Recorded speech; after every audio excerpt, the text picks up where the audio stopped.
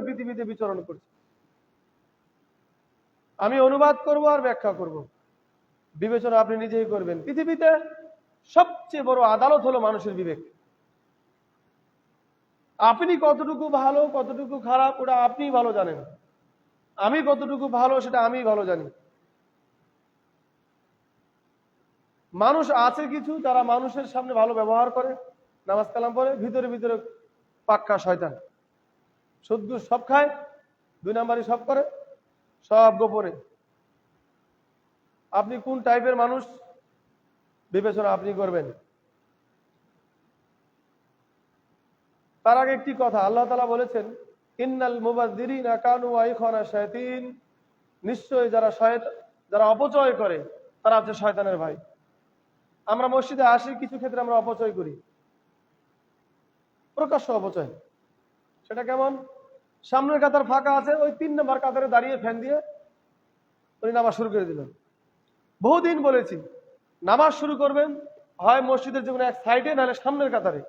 আপনি পিছনে দাঁড়িয়ে গেলেন, সামনের লোক হাঁটবে না, যাবে না, এদিক সেদিক যাওয়ার প্রয়োজন তো পড়তে পারে। বা একটা লোক সামনের কাতারে এসে দাঁড়াবে, তো কেমনে যাবে? আপনি নামাজের সামনে যাবে? এই বোকামিটা আপনি নিত্যদিন করছেন। আপনাকে বহুদিন বলেছি, আজও বললাম, খেয়াল রাখবেন আর যেন বলতে না হয়। বিবেক সবারই রয়েছে। এখনো পিছনে 2টা ফ্যান চলছে, প্রয়োজন নেই, বেহুদা।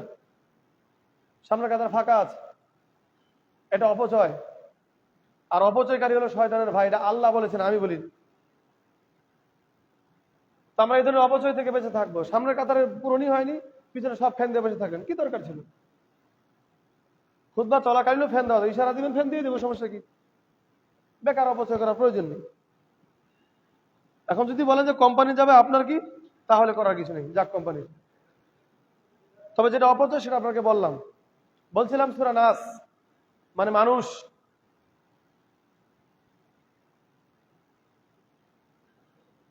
আল্লাহ তাআলা সূরা বাকারা গরু দিয়ে শুরু করলেন, মানুষ দিয়ে শেষ করলেন। মানে একটা কোরআন যদি মানুষ পড়ে, তো মানুষ তো গরুর বেড়ে নিয়ে চলে। মানুষ যখন কোরআনটা পড়বে, পড়তে পড়তে পড়তে পড়তে পড়তে পড়তে বুঝতে বুঝতে এক সময় সে মানুষ হয়ে বের হয়ে আসবে। তার মানে কোরআন পড়লে মানুষ হয়, প্রকৃত মানুষ হয়। যারা কোরআন পড়ে না, কোরআন ধারে কাছে নাই, আপনি তাদেরকে কি বলবেন? ওগুলা কি প্রকৃত মানুষ? বিবেচনা আপনি করেন তো। যারা প্রকৃতপক্ষে আল্লাহর ভয় করে, প্রকৃতপক্ষে আসলে আল্লাহর মানে মানুষকে দেখানো নয়, আল্লাহকে ভয় করেই যারা কোরআন পড়ে, কোরআনকে বোঝার চেষ্টা করে, তারা কি 2 নম্বরই কোনো কাজ করবে? ইসলাম বিরোধী কাজ করবে না। তাদেরকে বোঝানো হয়েছে। আবার কিছু লোক আছে কোরআনও পড়ছে, 2 নম্বরই করছে, এরা আসলে কোরআন পড়ে মানুষকে দেখানোর জন্য। কথা হচ্ছে যারা আল্লাহকে ভয় করে মূলত কোরআন পড়ে, কোরআনকে বোঝার চেষ্টা করে, এরা কখনো 2 নম্বরই করবে না। ভুল ক্রমে হয়ে যেতে পারে কিন্তু ভুল কাজ, তবে ইচ্ছা করে তারা ভুল করার চেষ্টা করবে না। তাহলে যারা করবে না এরাই হলো প্রকৃত মানুষ। যারা কোরআন পড়ে না, পড়ার চেষ্টা করে না, পড়েও 2 নম্বরই করে, এরা মানুষকে দেখানোর জন্য করে, এরা সবই শয়তানের খাতায়। এরা মানুষ নয়, দেখতে মানুষ কিন্তু ভিতরটাও মানুষ। ওই যে প্রথম সূরা গরু, বাকারা, গাভী, আল্লাহ কোরআনটাকে এই সিস্টেমে সাজিয়েছেন। আমরা তো বিবেচনাই করি না। বিবেচনা করার সময় আমাদের থাকলে তো, আমাদের সময় নেই। জুমার দিনে আসছি, দেখেন একটু সময় হয় কিনা, একটু মনোযোগী হন, কিছু শিখতে পারবেন। সরল অনুবাদ করি আমরা। আগে সূরা নাসের সরল অনুবাদ জানি, সরাসরি অনুবাদটা কেমন। বিসমিল্লাহির রহমানির রহিম, পরম করুণাময় অসীম দয়ালু তার নামে শুরু করছি। কুল আউযু বিরাব্বিন নাস। আল্লাহ নবীকে বলছেন, নবী হে আপনি বলুন, আমি মানুষের রবের কাছে পানাহ চাই, দয়া চাই। মালিকিন নাস, মানুষের মালিকের কাছে চাই। নবী আপনি আরো বলুন, ইলাহিন নাস, মানুষের ইলাহের কাছে, যিনি ইবাদত পাওয়ার যোগ্য।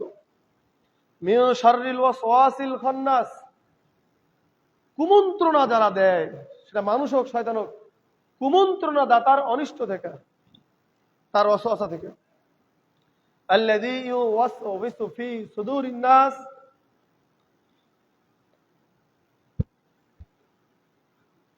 কুমন্ত্রণা দেয় এমন মানুষের অনিষ্ট থেকে। কুমন্ত্রণা শয়তানও দেয়, মানুষও দেয়।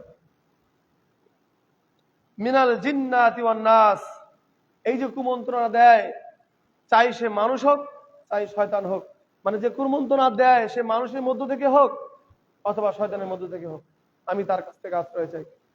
আল্লাহ নবীকে এই সূরাটাকে শিক্ষা দিচ্ছেন আর বলছেন যে আপনি বলুন, উল হে নবী আপনি বলুন, আউযু আমি আশ্রয় চাই, রব মানে প্রতিপালক যিনি আমাদের পরিচালনা করেন, নাস মানে মানুষ, যিনি মানুষকে পরিচালনা করেন সেই মালিকের কাছে আশ্রয় চাই। এটা নবীকে আল্লাহ তাআলা বলতে বলছেন। এবার আসি আমরা একটু ব্যাখ্যা। তাহলে কুল আউযু বিরাব্বিন নাস, হে নবী আপনি বলুন আমি মানুষের রবের কাছে আশ্রয় চাই। পৃথিবীর মানুষ, রব মানে প্রতিপালক যিনি মানুষকে পরিচালনা করেন। একজন কোম্পানির মালিক যেমন কোম্পানির লোকদেরকে পরিচালনা করে, ম্যানেজার, তিনি হলো ওই কোম্পানির রব, সেই কোম্পানিটার রব হলো দুনিয়ার বুকে স্বাভাবিকভাবে। ঠিক তেমনি গোটা পৃথিবীর রব হলেন আল্লাহ তাআলা, তিনি আমাদের পরিচালনা করেন। তাই আল্লাহ তাআলা নবীকে বলছেন, নবী আপনি যিনি মানুষকে পরিচালনা করেন, গোটা পৃথিবীর মানুষকে, পৃথিবীর প্রাণীদেরকে, গোটা পৃথিবীকে, তার কাছে আপনি আশ্রয় চান। আমরা কতখানি আল্লাহর কাছে আশ্রয় চাই? আল্লাহ রাসূল সাল্লাল্লাহু আলাইহি ওয়াসাল্লাম বলছেন, জুতার ফিতাও যদি ছিঁড়ে যায় তাহলে আগে আল্লাহকে বলো, আল্লাহ ফিতা ছিঁড়ে গেল, ব্যবস্থা তুমি করো, তারপরে মুচির কাছে যেতে হবে, এটা সিস্টেম। কিন্তু আমরা মনে করি যে মুচি নাই মানে শেষ। আরে এমনও তো হতে পারে যে আপনার জুতা ছিঁড়ে গেছে, পাশে থেকে একটা দয়ালু মানুষ বের হয়ে আসলো, ভাই তোমার কি হয়েছে? জুতা ছিঁড়ে গেছে, ভাই আমার জুতা জোড়া নিয়ে যাও। এভাবে কেউ বলতেও তো পারে, ধরেন যে আল্লাহর মাধ্যমে সে চলে আসলো। এটাই হলো আল্লাহর দয়া। এই জন্য বলা হয়েছে আল্লাহর কাছে আগে চাও। মুচি নাই মানে যে আপনি একদম অথর্ব অচল হয়ে গেলেন হলো।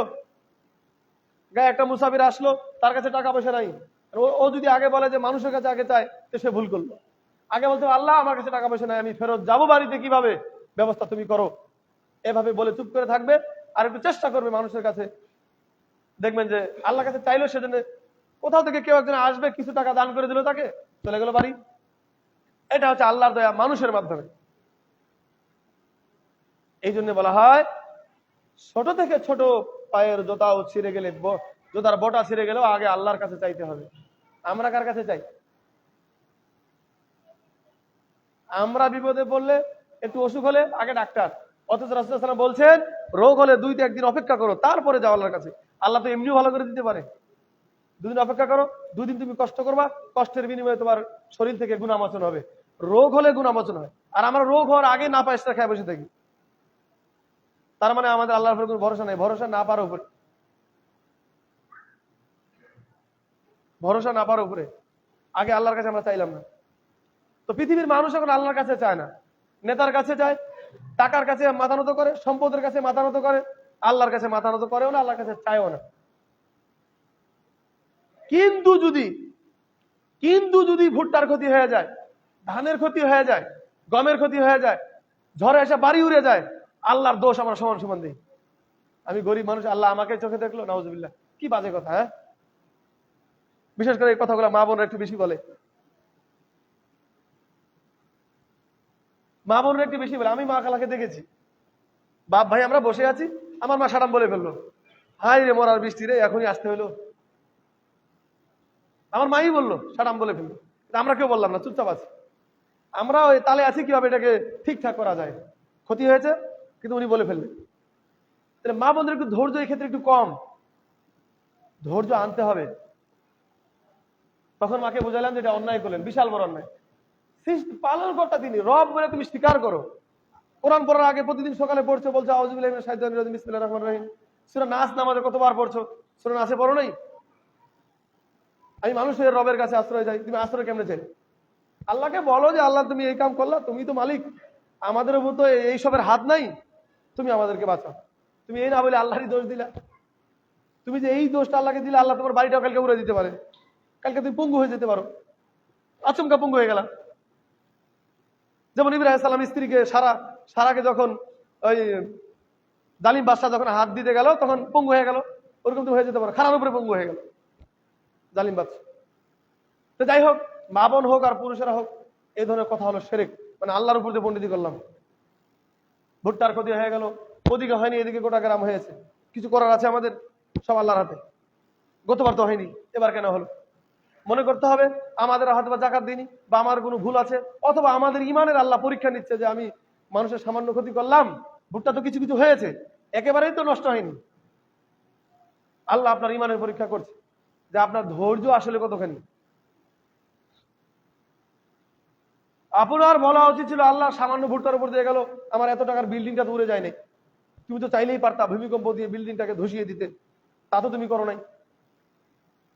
আল্লাহ এটা চায় যে বান্দা এটা ভাবুক যে আমি আল্লাহ চাইলে বিল্ডিংটা উড়ে দিতে পারতাম, সেটা করি নাই, সামান্য ভুট্টার উপর দিয়ে দিলাম। বান্দা কতটুকু ধৈর্য ধারণ করে এটা আমি পরীক্ষা করলাম। এখন ভুট্টা তো আমার নাই, আপনাদের আছে। কে কতখানি ধৈর্য ধারণ করেছেন ওটা আপনি ভালো জানেন। ধৈর্য যদি ধারণ করতে না পারেন, না করে থাকেন, আগামী দিনে ক্ষতি আরো বেশি হবে। আল্লাহর কাছে ক্ষমা চেয়ে নেবেন যদি কেউ এই ধরনের কথা বলে থাকেন। তারপর আল্লাহ তাআলা ২ নম্বর আয়াতে বলছেন, নবী আপনি বলুন মালিকিন নাস, মানুষের মালিকের কাছে, মানুষের অধিপতির কাছে। সূরা নাসের ভিতরে ৩টা জিনিস ফুটে ওঠে। এক, তিনি পরিচালক, তিনি রব। ২ নম্বরে হচ্ছে তিনি বাদশাহ। ৩ নম্বর হচ্ছে তিনি ইবাদতের হকদার। এই ৩টা জিনিস এখানে বিশেষভাবে ফুটে ওঠে। যেমন প্রথমে রব বলা হলো, তারপরে মালিকিন নাস, তিনি হলেন মালিক, তিনি হলেন পৃথিবীর সব কিছুর মালিক। কিন্তু সামান্য ২-৪ বিঘা জমির মালিক হওয়ার পরে এমন ব্যবহার, আমাদের আশেপাশে যে মানুষ, ওগুলো মানুষই নয়, আমি সবকিছু।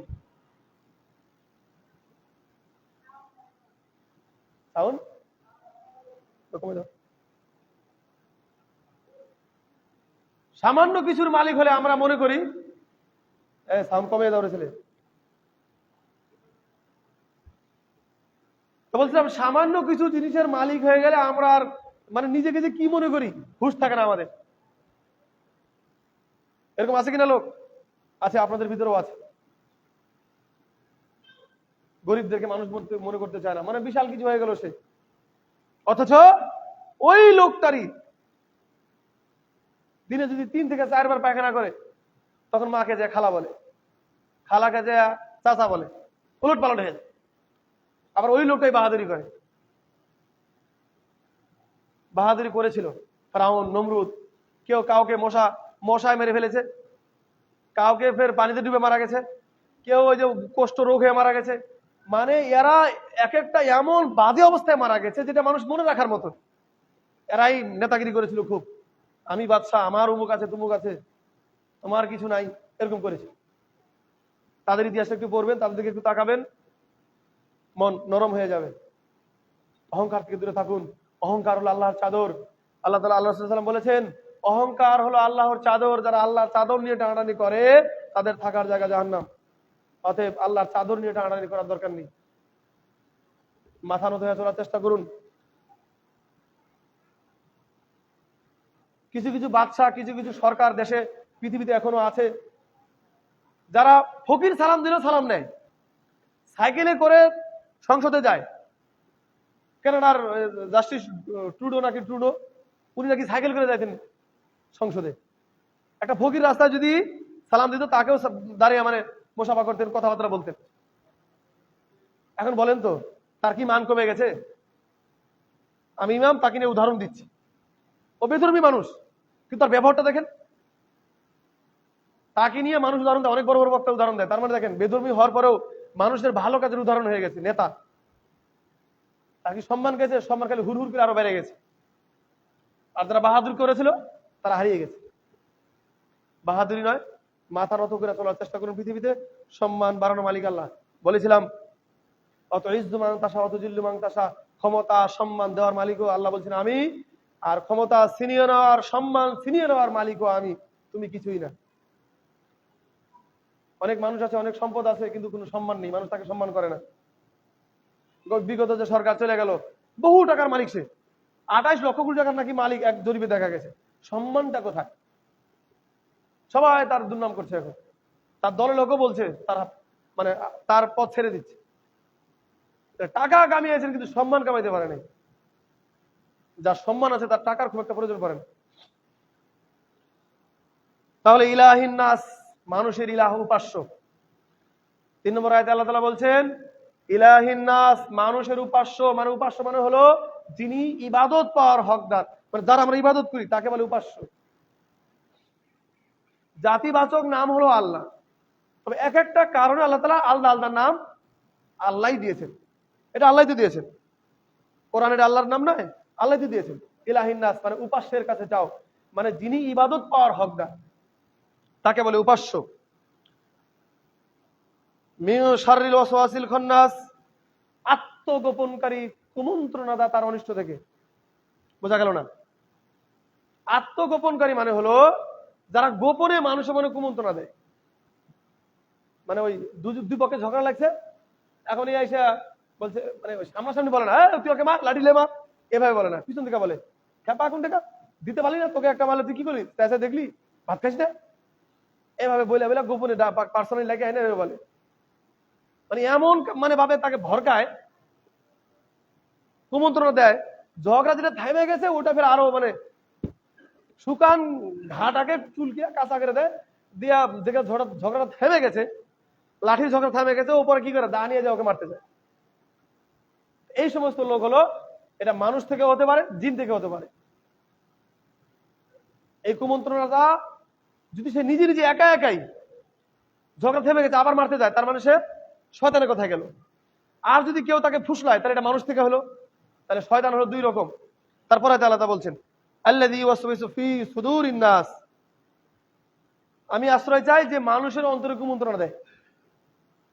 আগে বলা হলো যে গোপনে দেয়, পরে আবার ডাইরেক্ট বলা হলো যে ডাইরেক্ট সরাসরি মানুষের অন্তরে কুমন্ত্রণা দেয়। সে গোপনে দিক আর প্রকাশ্যে দিক। তাহলে কিছু লোক গোপনে দেয়, কিছু লোক প্রকাশ্যে দেয়, আল্লাহ জানেন, তাই তিনি কথাটা আমাদেরকে সতর্কতার জন্য বলে দিয়েছেন আর নবীকে বলতে বলছেন মানুষকে। তারপরে দেখেন মিনাল জিন্নাতি ওয়ান নাস, শেষের একটা হলো বেশি জটিল। এই যে মানুষের মনে কুমন্ত্রণা দেয়, একজন আরেকজনকে দেয়, এটা মানুষের মধ্য থেকে হতে পারে, শয়তানের মধ্য থেকে হতে পারে। আপনি তাকে কুমন্ত্রণা দিলেন, বাজে কথা বললেন যেন ঝগড়া লাগে বা তার জন্য ক্ষতি হয়, তাহলে আপনি মানুষ রূপী শয়তান। শয়তান দু প্রকার, অন্য সূরাতে আল্লাহ বলেছেন যে কুমন্ত্রণা দুই দিক থেকে আসে, একটা মানুষের পক্ষ থেকে, একটা শয়তানের পক্ষ থেকে। তার মানে যারা মানুষ কুমন্ত্রণা দেয় এরাও শয়তান, আর আরেকটা শয়তান আল্লাহ বানিয়ে দিয়েছেন। বোঝা গেল? আর ভাব বলিয়ে না যে আমাকে শয়তান বললো, শয়তান আল্লাহ বলেছেন। আপনি যদি এই কাজ করে থাকেন তো শয়তান আপনাকে আল্লাহ বলেছেন। দুটো সূরা দুই জায়গায়, নাসে এক জায়গায়, সূরা আনআমে আরেক জায়গায় বলেছেন।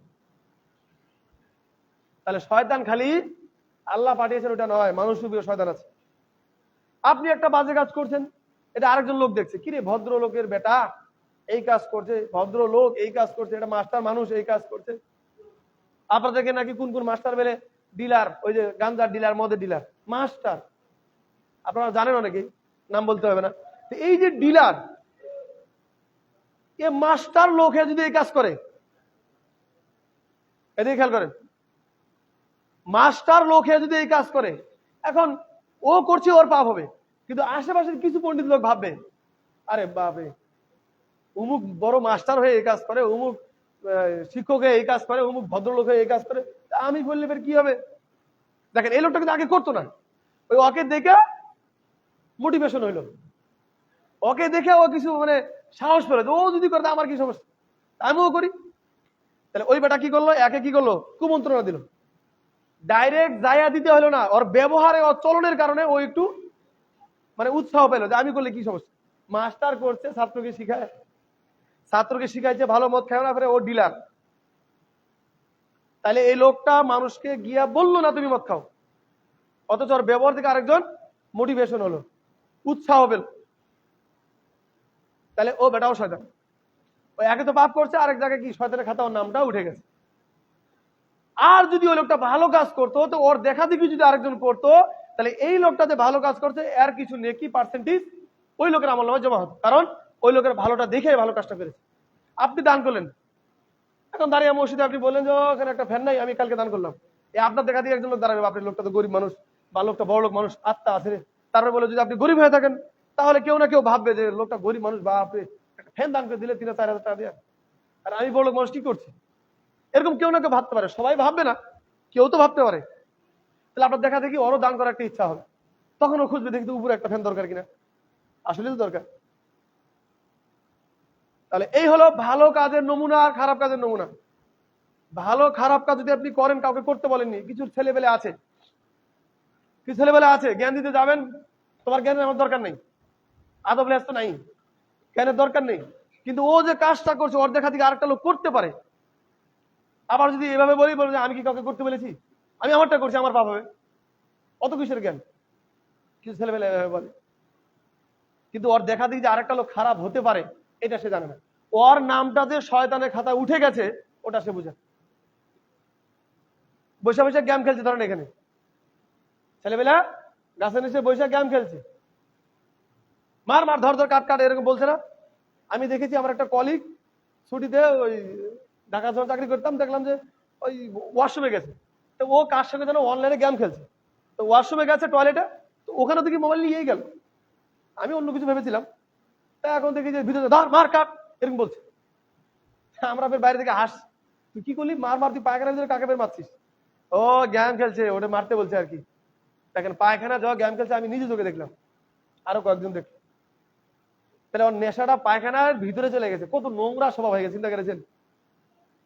তাহলে আরেকজন তো ভাবতেই পারে যে ও পায়খানা যে খেলতে পারে, আমি বাইরে খেলে কি হবে, ভাবতে পারে না কেউ? সবাই ভাববে না, আপনি ভাববেন না, আমি ভাববো না, কিন্তু কেউ তো ভাবতে পারে, আপনার আরেকটা ছেলে তো ভাবতে পারে। তার মানে আপনি খারাপ কাজ যদি কাউকে না বলে নিজে নিজে করেন, তবুও সেখানে ঝামেলা আছে, তবুও আপনার নামটা শয়তানের খাতায় উঠে যায়, কারণ কাজটা আপনি শয়তানের কহাতেই করেন। গেম খেলা কি ভালো লোকের কাজ? গেমটা আবিষ্কারই করেছে ছেলেবেলেকে নষ্ট করার লেগে। চীনের লোক গেম খেলে, আমেরিকান লোক গেম খেলে, খোঁজে দেখেন তো। আমাদেরকে গেম টেম বানিয়ে ব্যস্ত রেখেছে, আর ওই গেম যেটা দিয়ে খেলে ওটা ওরা আবিষ্কার করে, ওটা আমরা টাকা দিয়ে কিনি। মানে আমরা হলাম বলদ জাতি, আর ওরা হলো চালাক জাতি। ওরা বানিয়ে আমাদেরকে খড়কুটার ভিতরে ভাসিয়ে দিয়েছে, তোমরা ব্যস্ত থাকো, বম আমরা বানাবো, পিস্তল আমরা বানাবো, আমরা ব্যস্ত থাকি। আমেরিকা ক্রিকেট খেলে, ফুটবল খেলে, চীন ক্রিকেট ফুটবল খেলে, আমি জানি না ওরা খেলে, আমি জানি যে ওরা খেলে না। অথচ এই দেশগুলাই, জাপান ক্রিকেট খেলে, ক্রিকেট হচ্ছে আনলিমিটেড খেলা, 50 ওভার খেলবে, কত সময় লাগে লাগুক, আনলিমিটেড খেলতে থাকো, সময়ের 12টা বেজে যাক। আচ্ছা বলেন তো, যে ক্রিকেট খেলে টাকা কামাচ্ছে, আচ্ছা ওকে সেলিব্রিটি আমরা বলছি ভালো কথা, ওর ভিতরে বিদ্যাটা কি আছে, ওর থেকে আমরা কি শিখছি? এটা তো জুয়া, বলা যায় না, বললে পুলিশ ধরে চলে যাবে, কারণ সরকারবাদী জুয়া এটা। আমাদের দেশে সরকার ধরবে না, ওই আমেরিকান যে দেশের লোক খেলে না, ওই যে বড় বড় দেশ, আমাদের দেশে সৌদি আরবি তো খেলে এখন, ওই সরকার এসে আমাকে ধরে যাবে, তুমি কোহার কে, আমরা ইসলামী দেশ খেলি, কিন্তু এটা জুয়া তো অবশ্যই। সরাসরি আলমরা এভাবে বলে না, যাই হোক। এই যে যারা খেলছে বৈশা বৈশা, এদেরকে দেখে আরেকজন, ভালো ভালো দেশগুলা এসব খেলে না, ওরা এগুলো আবিষ্কার করে। মোবাইল আবিষ্কার কে করেছে? ওই চীন, জাপান, আমেরিকা। আইফোন কোথাকার? আমেরিকান না? আমেরিকার ইলন মাস্ক, ও কি মোবাইল চালায়? পৃথিবীর 1 নম্বর ধনী। বাংলাদেশের লোক 1 নম্বর ধনী আছে? বাংলাদেশের কেউ আছে ধনীর কাতারে? যাবে কেঙ্গেরে। তারপরে বড় বড় অস্ত্র আমেরিকা বানায়, আমেরিকা কখনো খেলায় দেখেছেন? ওরা খেলায় না। আমাদেরকে খেলা আবিষ্কার করে দিয়া ইংল্যান্ড খেলা আবিষ্কার করেছে, ওরাও মরছে। ইংল্যান্ড কি কখনো আমেরিকার উপরে যেতে পেরেছে? পারেনি। এগুলো আসলে ভাবার বিষয়, ইতিহাস। নিজে ভাবেন, অন্যকে ভাবার মতন উৎসাহ তৈরি করেন। কারণ যারা আবিষ্কার করেছে তারা খেলে না, কারণ জানে যে এটা অপচয় হয়, আর ওই সময়টা ওরা খেলবে, আর আমরা ওই সময় জিনিস তৈরি করব, আর আমাদের কাছে বিক্রি করবে। আর আমরা পায়ের ঘাম মাথায়, মাথার ঘাম পায়ে ফেলে, পায়ের ঘাম মাথায় তুলে টাকা কামাই করে ওই মানে অপ্রয়োজনীয় জিনিস আমরা কিনবো। আমাদের বুদ্ধি কথা আর ওদের বুদ্ধি কথা, চিন্তা করেছেন? নিজে নিজে ভাবুন আর সে অনুযায়ী চলার চেষ্টা করুন। তাহলে শয়তান শুধু আল্লাহ বানিয়েছেন ওটা নয়, মানুষ রূপী শয়তানও পৃথিবীতে আছে, এটা আল্লাহই বলেছেন। তাহলে যারা গেম খেলে, যারা মদ জুয়া খাচ্ছে, মানে নিজে নিজে খাচ্ছে আর বলছে যে মানুষকে তো আমি খাইতে বলি নাই, তো আপনি যদি মানুষকে খেতে না বলেন, খারাপ কাজ করতে নাও বলেন, নিজে নিজে করছেন, তারপরেও শয়তানের খাতায় আপনার নামটা উঠে গেছে, কারণ মানুষ দেখেই আপনার থেকে শিখবে।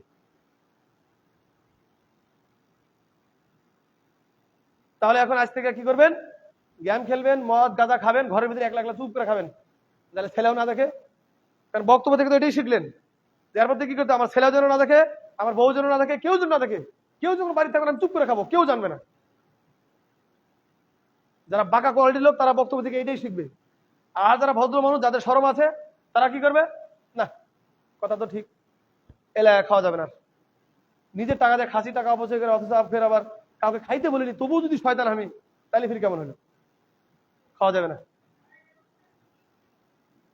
যাদের বিবেক আছে তারা বাদ দিয়ে দিবে, আর যাদের বিবেক খুব অতিরিক্ত বেশি তারা বলবে যে কেউ যেন না দেখে, চোখের নিচে খাবো, চোখের নিচে আকাম কুকাম করবো, যেন সন্তানও না দেখে, স্ত্রীও না দেখে।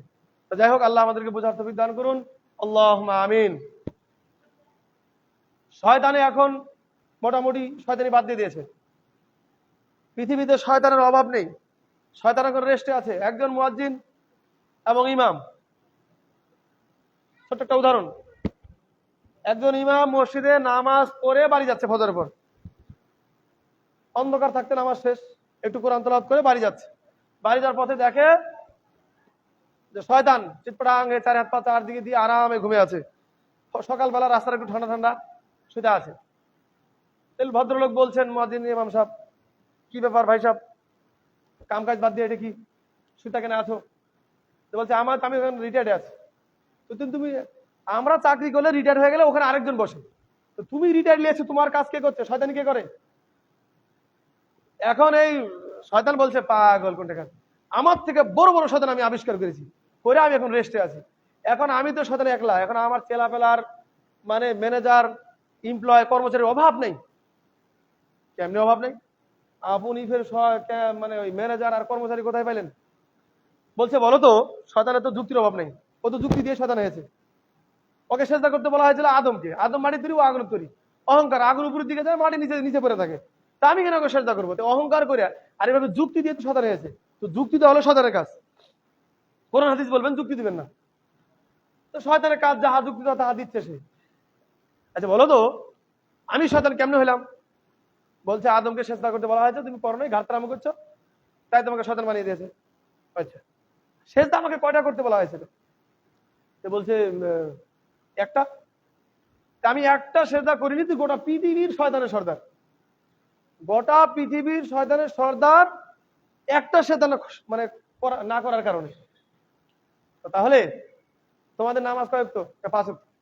সুন্নত গুলো বাদ দাও, যেগুলো ফরজ আছে 17 রাকাত ফরজ, 17 দুগুণা 34 না 36?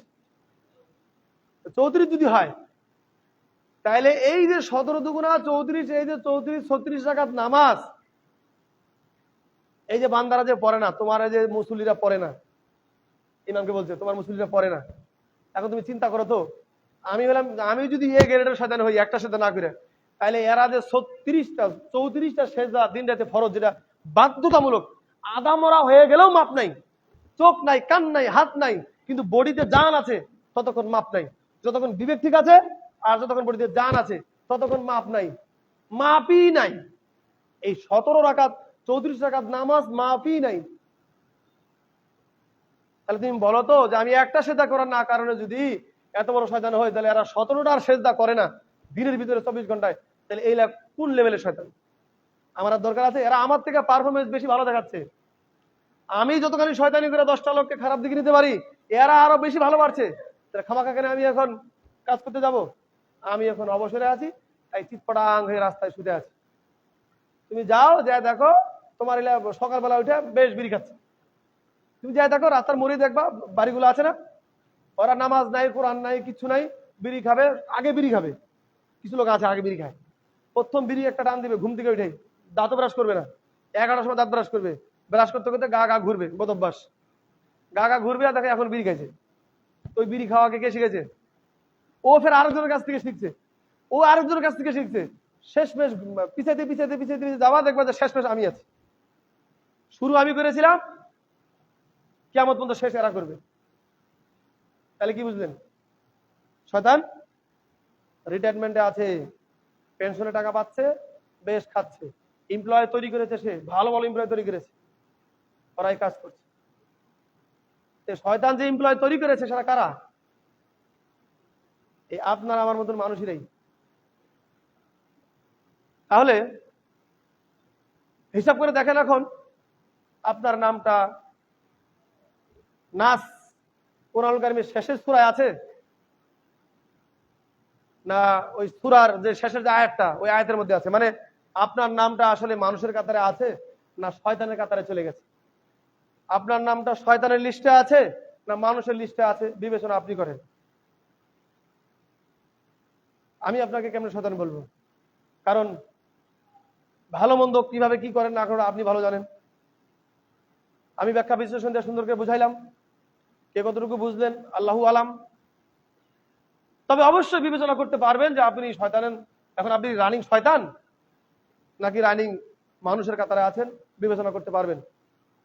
মনে রাখবেন, যাদের ছেলেপেলেগুলা বাজে কাজ করে বেড়াচ্ছে, সারাদিন খেলে দিন পার করছে, সারাদিন মোবাইল টিপে দিন পার করছে, নামাজ কালাম নেই, মানে হাঁটুর উপরে হাফ প্যান্ট পরে বেড়াচ্ছে, শয়তান শুধু ওই ছেলে না, আপনি হলেন শয়তানের বাপ। মনে করেন যে আমি নামাজ পড়লাম, খুব ভালো আছি, তো আপনার ছেলে যে শয়তান, তো শয়তান জান্নাতে যাবে আর শয়তানের বাপ শয়তান জাহান্নামে যাবে আর শয়তানের বাপ জান্নাতে যাবে? এটা যদি ভাবেন তো এর সাথে গাধা লোক আর দুনিয়াতে আছে? এর সাথে গাধা লোক আর নেই। শয়তান যদি জাহান্নামে যায় তো শয়তানের বাপ ও জাহান্নামে যাবে, কারণ সে দায়ুস। রাসূল বলেছেন আর দায়ুস লা ইয়াদখুলুল জান্নাহ, দায়ুস যারা তারা জান্নাতে যাবে না। দায়ুস কাদেরকে বলা হয়? যারা ফ্যামিলির কর্তা, ফ্যামিলি নামাজ নাই, কালাম নাই, কিছু নাই, দিন ধর্ম নাই, ও তেমন কিছু শাসনও করে না। বউ নামাজ পড়ে না, বুঝাইতে বুঝাইতে বুঝে 2-4-5 বছর বুঝে না, বউ ছেড়ে দিতে হবে, কারণ বউ আপনাকে জাহান্নামে নিয়ে যাচ্ছে। ও তো বউ আগে না জান্নাত আগে? আচ্ছা, তারপরে স্ত্রী সন্তান, রাসূল সাল্লাল্লাহু আলাইহি ওয়াসাল্লাম বলেছেন ওটাকে বাড়ি থেকে বের করে দাও, খাওয়া দাওয়া যা আছে সব বের করে দাও 10 বছরের পর যদি নামাজ না পড়ে। হ্যাঁ, ছেলেকে বের করে দেবে, ছেলে কোনটা যাবে, কি খাবে না খাবে, ওই চিন্তা আগে, ছেলে জাহান্নামে যাইছে ওদিকে চিন্তা নাই। তার মানে বোঝা গেল আপনি ছেলেকে ভালোবাসেন। যারা ছেলেকে ভালোবাসে তারা জাহান্নাম থেকে তাকে বাঁচাবে, বাঁচাবে না? পানিতে পড়ে গেছে, বাপ মা দেখে থাকবে? ওকে তুলবে না, তাই না? ছেলে আগুনে পড়ে যাচ্ছে, জাহান্নামের আগুনে, বাপ মা হাহাকার দেখে আছে, ছেলে মানুষ একটু খেলবেই, ছেলে মানুষ একটু শয়তান হবেই, সমস্যা কি? কারণ জাহান্নাম তো আল্লাহ বানিয়েছেন যে হলো যারা বিশাল বড় শয়তান তাদের জন্য, সামান্য একটু শয়তানের জন্য জান্নাত আছে। এটা হলো বাপ মায়ের ফতুয়া। তাহলে বলছিলাম শয়তান যদি জাহান্নামে যায় শয়তানের বাপও জাহান্নামে যাবে, কারণ সে হলো দায়ুস। দায়ুসের খাতা থেকে নাম হটান। আপনার নামটা দায়ুসের খাতায় আছে, পরিষ্কার দেখা যাচ্ছে, কারণ আপনার ছেলেটা সারাদিন গেম খেলে বেড়ায়, আর গেম খেলা কাজই হলো শয়তানের। আপনার ছেলেটা সারাদিন হাফ প্যান্ট পরে বেড়াচ্ছে, আপনার ছেলেটা মসজিদে আসে না, বক্তব্য পড়তে আসে না, কোরআন হাদিস বুঝেও না, ও সূরা ফাতিহা শুদ্ধ করে বলতে পারে না, তো ওর নাম কি মানুষের খাতায় আছে? আপনি বুঝতে পারছেন না? তাহলে আপনি দায়ুস, আপনি শয়তানের বাপ। আল্লাহ তাআলা আমাদেরকে শয়তানের লিস্ট থেকে